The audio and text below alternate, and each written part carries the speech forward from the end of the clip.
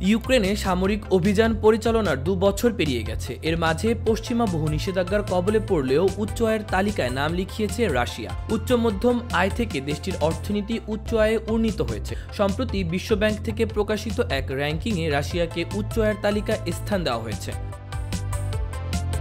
প্রতি বছর বিশ্বব্যাংক দেশের নাগরিকদের গড় আয় অনুযায়ী একটি তালিকা তৈরি করে। এই তালিকায় আগে রাশিয়া উচ্চ মধ্যম আয়ের দেশ ছিল, কিন্তু এখন তারা উচ্চ আয়ের দেশের মর্যাদা পেয়েছে।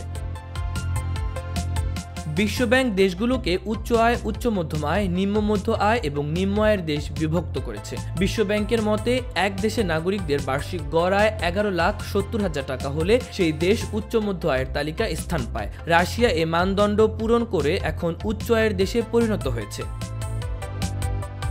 রাশিয়ার উন্নতির কারণ হিসেবে বিশেষজ্ঞরা পুতিন সরকারের নীতি এবং যুদ্ধের সময় দেশটির অর্থনৈতিক ব্যবস্থাপনাকে উল্লেখ করেছেন। যুদ্ধের সময় রাশিয়ার সেনাবাহিনীর ব্যয় বাড়ানো হয়েছে, যা দেশের সাধারণ নাগরিকদের আয় বাড়াতে সহায়তা হয়েছে। বিশেষ করে গ্রাম অঞ্চলের বেকারদের সেনাবাহিনীতে নিয়োগ দেওয়া হয়েছে, যা তাদের আর্থিক অবস্থার উন্নতি করেছে।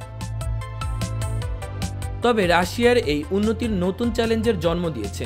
দেশটিকে এখন উচ্চ হারে কর আদায় করতে হবে। বিশেষজ্ঞদের মতে করের বোঝা মূলত উচ্চবিত্ত নাগরিকদের ওপর পড়বে, মধ্যবিত্তদের ওপর তেমন প্রভাব পড়বে না।